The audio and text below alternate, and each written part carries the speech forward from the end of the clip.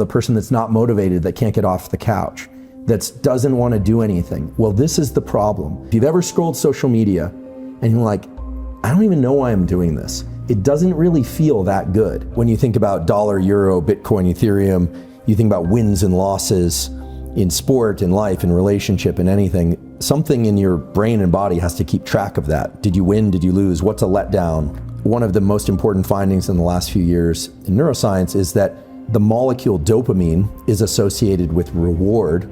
It's more about motivation and craving. That's really the key.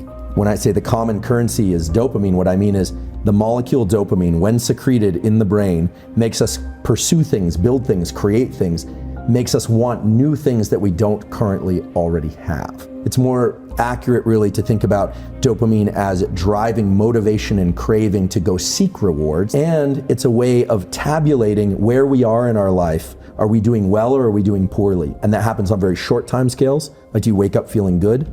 Or do you wake up feeling kind of low? Or on long time scales. If you're halfway through a long degree or you're halfway through your life, how are you doing? How do you gauge that? Well, it has everything to do with how much dopamine you were releasing in the previous days and weeks and years. So you're always comparing it, and all of this is subconscious. But what's cool is that once you make these processes conscious, once you understand a little bit about how dopamine is released and how it changes our perspective and our behavior, then you can actually work with it. And this is really the new evolution of the understanding of dopamine in neuroscience, which is that dopamine itself is not the reward. It's the buildup to the reward. So the keys are to pursue rewards, but understand that the pursuit is actually the reward if you want to have repeated wins, okay? The celebration has to be less than the pursuit.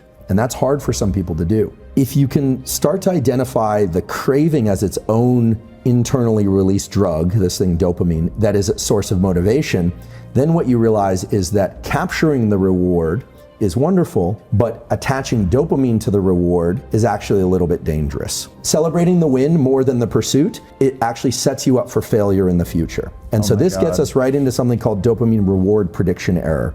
And reward prediction error is basically if you expect something to be really great and then it's not quite that great, your dopamine baseline lowers. And now understanding what we know about dopamine, that means that not only did you feel as if you lost because it wasn't as much a celebration as you thought it would be, but it also means that you're starting from a lower place, meaning you are less motivated. Anytime you have a bunch of dopamine and you're in pursuit, after you achieve a win, now this could be a business win, a relationship, a win of any kind, but inevitably there's going to be a tipping back of the scale on the pain side. And that pain side is always going to go a little bit higher than the dopamine side. So this is what you would feel if you pursued a goal like building a big company. Here it comes, the big sale. And then there's the, well, what now? The kind of letdown. Now, if you simply wait and stop pursuing dopamine for a short while, the scale starts to reset. The problem is a lot of people immediately roll right into the next pursuit. And then what happens is that scale starts to get stuck on the pain side. Little bit more, a little bit more, a little bit more. And pretty soon, no amount of seeking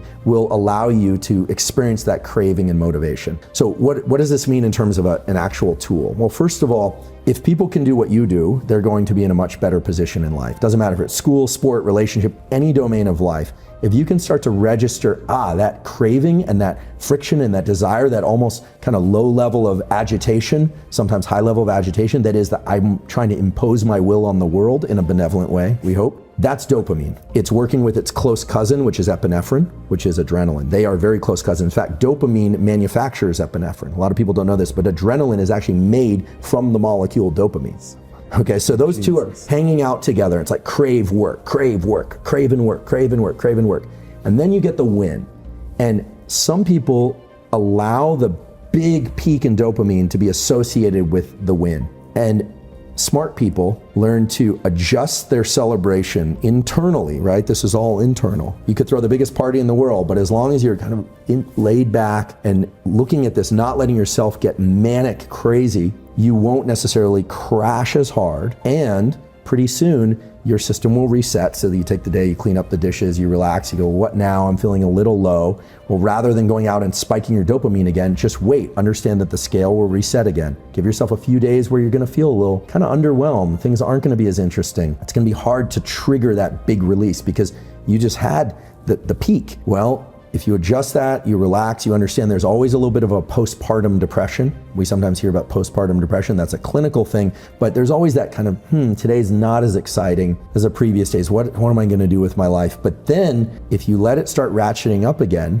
then what you realize is your capacity to tap into dopamine as a motivator, not just seeking dopamine rewards, that is infinite. And I can say with great certainty that this is how you were able to build a big company and sell it, how you've been able to build a successful podcast and sell it, how you're constantly seeking, because seeking is the reward. And I think for most people, we think of the reward as the finish line. And so the key is to get to the finish line, step into the end zone, but no end zone dance. That's the key to doing it over and over. And when I see big athletes or academics or anyone or musicians and they rise and crash, it's clear they've lost the touch with the motivation evoked dopamine.